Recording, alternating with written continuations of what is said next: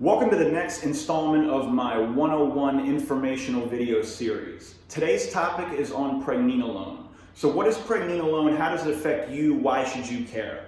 All right, so to begin with, pregnenolone is often referred to as the mother of all hormones. All right, and that is because, all hormones within your body actually have, they exist in a cascade where hormones are responsible for the breaking down and conversion into other hormones. So an example of this would be, some of you might know, some of you might not know, estrogen is actually made possible by testosterone as a precursor. So testosterone breaks down, or what's called aromatizes, into estrogen in the body. Pregnenolone is at the very top of, it's the top down of this cascade. So without pregnenolone, all of the other hormone steps in the body, from the androgens, i.e. testosterone, the estrogens, the progestogens, the glucocorticoids, etc., all of those hormones are derived from pregnenolone at the top of that hormonal cascade. It's what we call an endogenous neurosteroid. So endogenous just means it's found naturally within the body. Neurosteroid meaning found in the brain. It has very high concentration, very high activity and implications in brain function. It is produced in the brain. Neurosteroid, again, steroid, we're referring to that endocrine hormone cascade. Think of a neurosteroid essentially, again, as a precursor to the rest of those kind of more famous androgens, estrogens, etc. in the hormonal cascade. Pregnenolone is synthesized from cholesterol. Okay, so pregnenolone is your step one for all the other hormones in the body, and the building blocks for pregnenolone and thus everything else is actually cholesterol. So cholesterol, one of cholesterol's many roles in the body, but a main role of cholesterol is actually producing endocrine function. So it is a building block for hormones in the body. Pregnenolone is also produced, aside from the high concentrations in the brain, it's also produced in the adrenals, in the gonads for males, and the placenta in women. And we'll get into some of what mainly the adrenal function has to do with in just a few minutes here.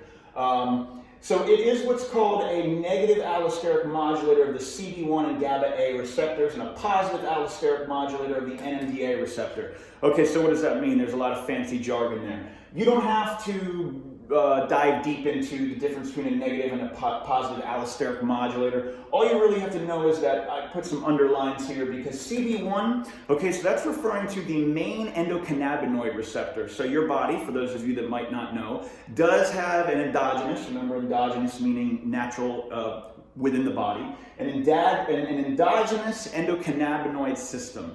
And it's responsible actually for many processes in the body, most famously responsible for deriving the effects that one gets from endocannabinoids, or perhaps most famously of the cannabinoids. From cannabinoids, rather, endocannabinoids would be, again, endogenous within the body, responsible for the effect that one gets from cannabinoids, most famously being THC or marijuana. The GABA-A receptors and the NMDA receptors, so if you watched my video on the Amanita muscaria mushroom, we actually touched on these. GABA-A is, think of it as the main, forget the A, GABA, think of it as the main inhibitory neurotransmitter in your body, in your nervous system. NMDA is responsible for glutamate, which is the main excitatory. These guys kind of work in tandem. Again, it's complicated, but for crude analogy, they work in tandem. Think of glutamate as the accelerator or the gas in your body for the excitatory activity in your nervous system, and the GABA neurotransmitter as kind of the calming, the brakes. So to kind of give you a reference here of like substances that have to do with these, so GABA gets hit very heavily by benzodiazepines and alcohol. That's responsible for the sedating, calming effect. And the NMDA receptor, glutamate, modulated by a wide variety of drugs, actually. Alcohol does this as well. One of the main ones that people are kind of interested in now is ketamine actually modulates the NMDA receptor. And we're finding out more in current science as to how the NMDA receptor is implicated in things like depression and whatnot, which is why some studies are finding ketamine quite effective for treatment-resistant depression and things like that. So again, just know that Pregnenolone has major activities in the modulation of the GABA-A receptors in the NMDA, or modulating the GABA and the glutamate responses in your body. So you can see that between the endocannabinoids, the GABA-A, the NMDA, Pregnenolone has a lot of activity in the brain, and thus moods and nervous system function. So it's contributing to physical processes as well as mental and emotional processes. It is neuroprotective as well, very important. It is what's called a neuroprotective neurosteroid. So neurosteroids in general are neuroprotective for the most part. Not listed on this board, but quite interesting to mention, is that Pregnenolone is implicated in the treatment and just the overall pathology of schizophrenia. So it is thought to be neuroprotective, in schizophrenia. Just as a side note, it's kind of well known these days, hopefully, that people who have a predisposition to or suffer from schizophrenia should probably stay away from marijuana, as activating that CB1 receptor in these individuals can lead to psychotic breaks and things like that. So Pregnenolone, by way of modulating that endocannabinoid system, that CB1 receptor, actually there's some ongoing research, still not fully concluded, but it does seem to have a role in schizophrenia and just in neuroprotective properties in general. And as we get into implications here, so again, where it's considered neuroprotective and where we're kind of getting into implications for intervening with Pregnenolone, which we're going to talk about here. Pregnenolone in traumatic brain injury, again, remember, neuroprotective, right?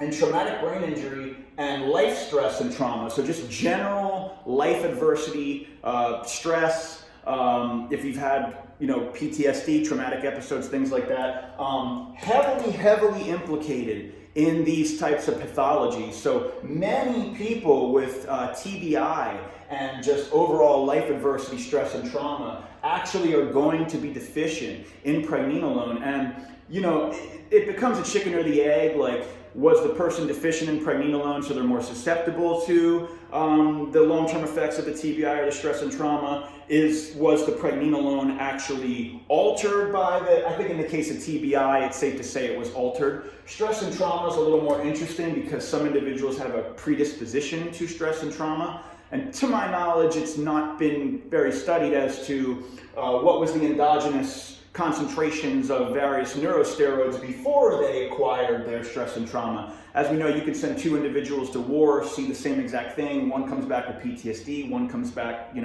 for the most part, lack of a better word, completely normal as one could be after that experience. So it does pose an interesting question, but nevertheless, given the neuroprotective properties of Pregnenolone, it is heavily implicated as deficient in TBI and life stress and trauma, and often adding it, supplementing with it, can have profound effects for individuals suffering from these things and getting their brain function back to normal. We refer to it as kind of it's in yin and yang, quote unquote, with DHEA. So DHEA, again, is another, many might be more familiar with DHEA. It's kind of a more popular over-the-counter supplement. Another neurosteroid in the body. DHEA people would reference DHEA as more of a hormone, a general hormone. Again, you can take it over the counter.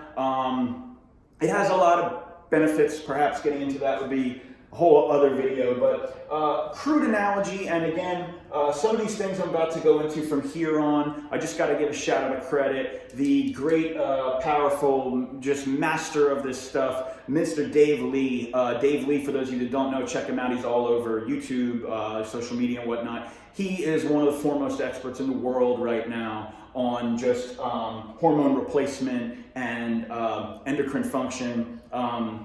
Especially with men. Not sure, he does talk about women, obviously, but with men especially, Dave Lee is like the guy. And some of this stuff I'm getting right from what I've learned from him. So Dave Lee, thank you so much for your contribution. What you're doing, educating clinicians on this around the world, is incredible, because this is a new frontier, right? The study of hormone replacement and kind of finer endocrine function is still in its infancy, and you'd be surprised how many clinicians don't know this stuff, don't know how to test for this stuff, don't treat these things. So a guy like Dave Lee is extremely valuable. But at any rate, so we think of pregnenolone as kind of again, this is a crude analogy, but the kind of yin and yang. So think of pregnenolone the same way we describe the GABA and, the glutamate. Pregnenolone we consider kind of the brakes to the gas. DHEA, calling the gas in this analogy, is often more of an excitatory hormone that we add, so it can be stimulating, kind of often compared to like the effects that one would get from a cup of coffee. Again, not for everybody, there are individual differences. Some people find pregnenolone very stimulating, but nonetheless, in general, kind of crude analogy is there's a balancing act in the body between DHEA and pregnenolone. Pregnenolone kind of acts as the gas, DHEA, or pregnenolone as the brakes rather, DHEA is the gas.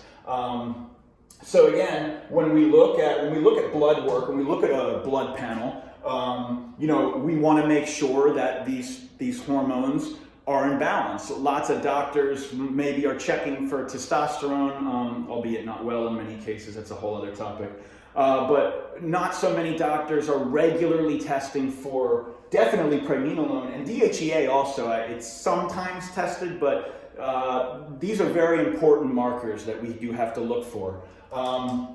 So when we get into the deficiency, so before we get into levels and how we detect a deficiency of all that, let's talk about symptoms, okay? So pregnenolone deficiency can produce a wide range of symptoms. So very broad: depression, anxiety, lack of concentration, ADHD-like symptoms. In the physical body, could be things like muscle loss from the pregnenolone. Again, has implications down the chain with other hormones. So if the pregnenolone isn't right further up the chain, we could be treating something down the chain and not getting total response. And that's kind of, we go into the next thing here. Incomplete or unfavorable response to hormone replacement therapy. So this is a big one. So a lot of people, men and women, a lot more women these days too, get on hormone replacement therapy, and they either don't have a full response, maybe they're trying to treat their, for men, ED or their body composition. Women, popular to do some type of hormone replacement therapy around menopause these days, and they have an incomplete, so either they didn't get quite the results that they wanted, or an unfavorable response. So for some men, they start TRT, and it actually makes them really revved up and really, really anxious. And could cause things like insomnia and whatnot. And many, many times, almost, again, Dave Lee will tell you almost every time, there's something further up the chain that's not right. And oftentimes it is pregnenolone.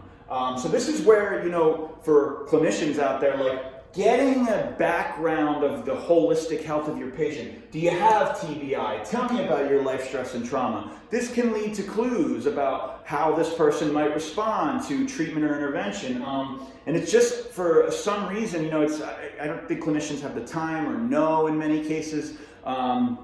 It's just not often talked about or looked for. So when we see this kind of incomplete or unfavorable response to HRT, we do need to look further up the chain. Could be DHEA, could be pregnenolone, could be both.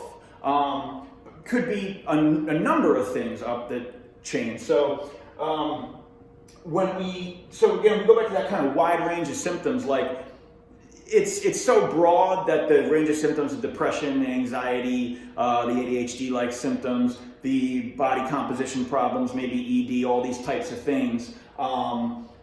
They don't tell you if you have a pregnenolone deficiency in and of themselves. But if you have that full snapshot of, okay, there's TBI, okay, this person's on hormone therapy having an unfavorable response, then maybe those things tell you a little bit more about where to look.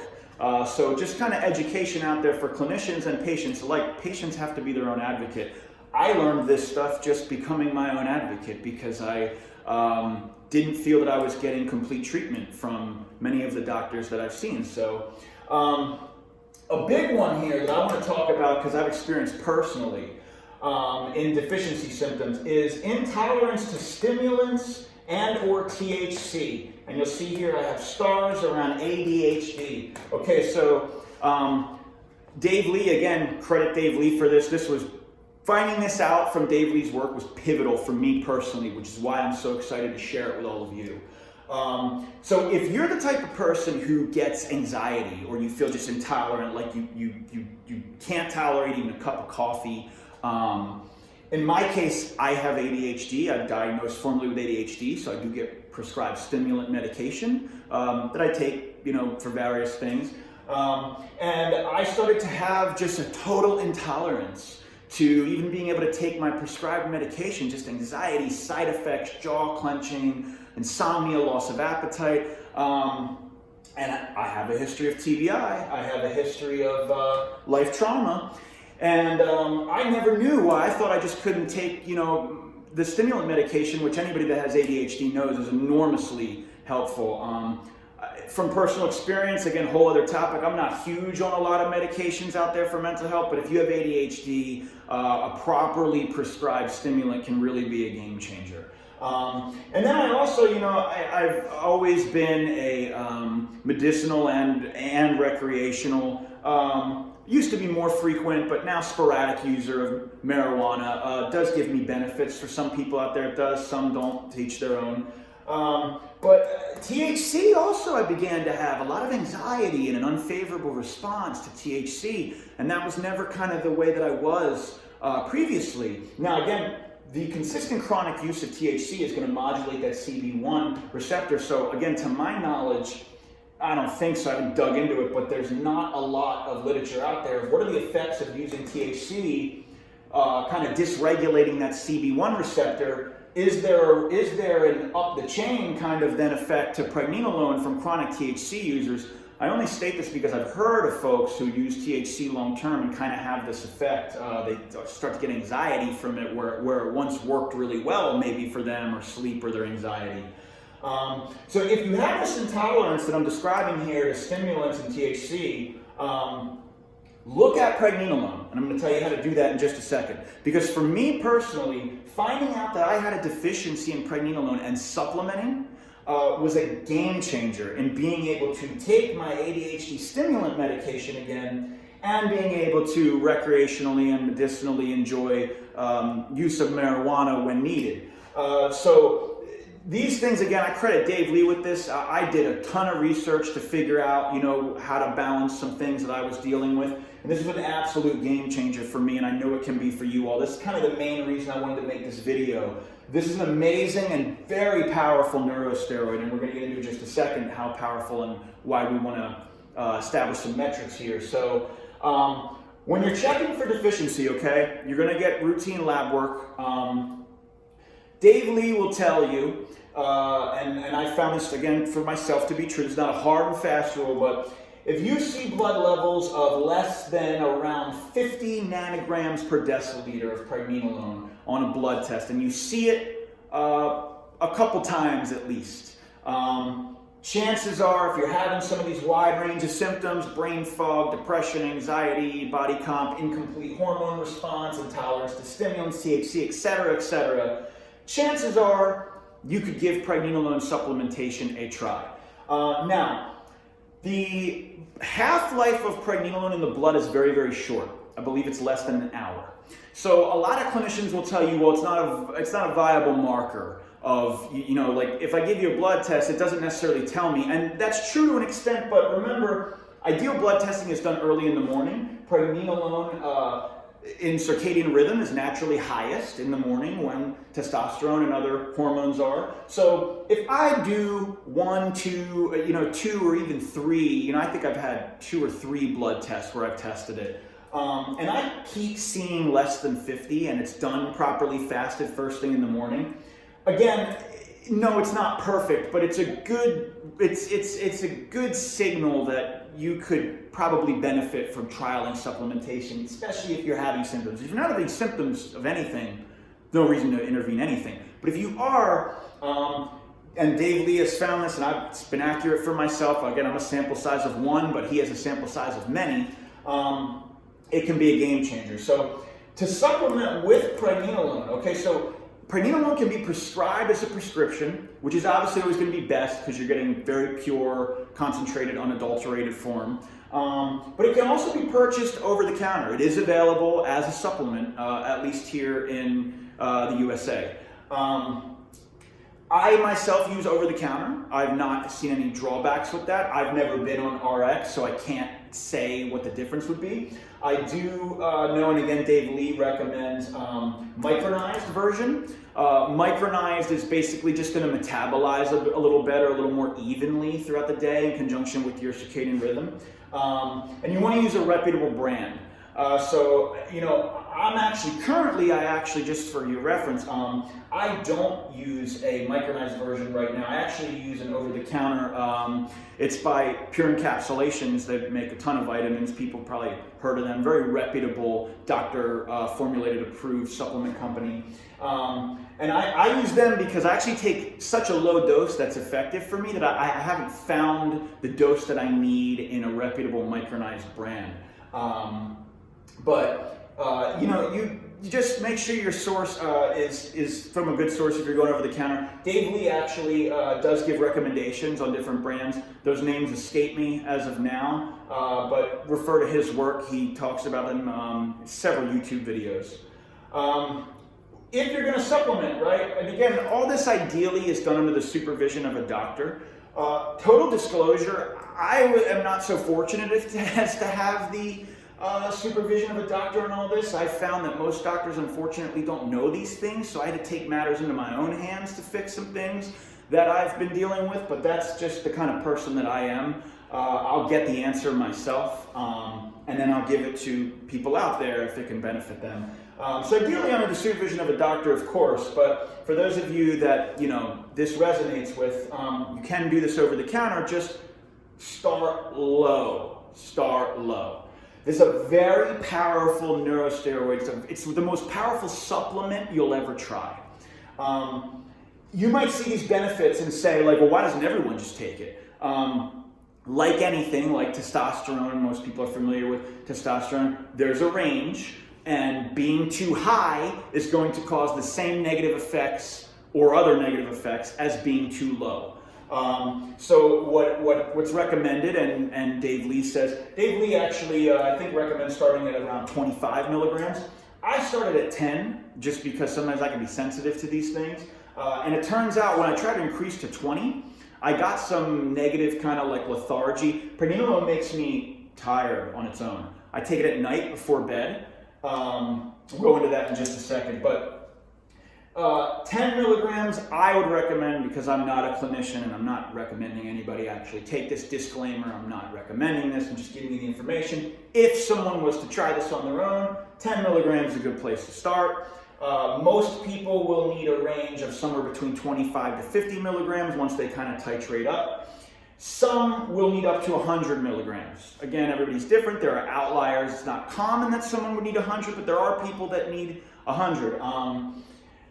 This also, in addition to these symptoms, it is important to say that pregnenolone production actually does decline with age. So for older folks out there, there's a lot of benefit in just kind of testing this routinely and perhaps supplementing with it if implicated for the neuroprotective properties. Definitely implicated in things like memory and whatnot. Even things like vision. People, not myself, I didn't have too much, but some people report like enhanced vision, enhanced colors.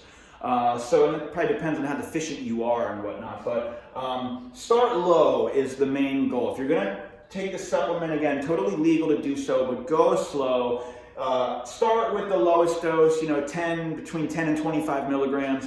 Sit there for at least a few weeks. I think I gave it a full month before I reassessed. 4 to 6 weeks is generally a good place, unless you just don't feel anything, obviously. I did begin to talk about some just kind of timing of pregnenolone, right? So I take it before bed. Dave Lee recommends taking it before bed. For me, it makes me very sleepy. There will be a subset of people who are kind of more so outliers. Not that uncommon, but it's less common that it wouldn't be stimulating. For those folks, you recommend taking it in the morning. When Dave Lee discusses pregnenolone and DHEA, he'll talk about DHEA in the morning as that gas, and then pregnenolone at night as the breaks. Again, those responses may vary for people, but in general, start with taking it before bed. I found that to be the case for me. It kind of knocks me right out, to tell you the truth. And then based on the way your body metabolizes it, it will actually lend itself to the circadian cycle of peaking in the morning when you wake up. So this is the story of Pregnenolone. It's been immensely helpful to me. Hopefully it can help someone else out there watching this. If you enjoyed this video, please like, share, subscribe. There's going to be more in this 101 and just more general video topics coming. I hope you guys learned something today. If you have any questions, comments, I'm always active in the comment section, and I'll see you in the next video.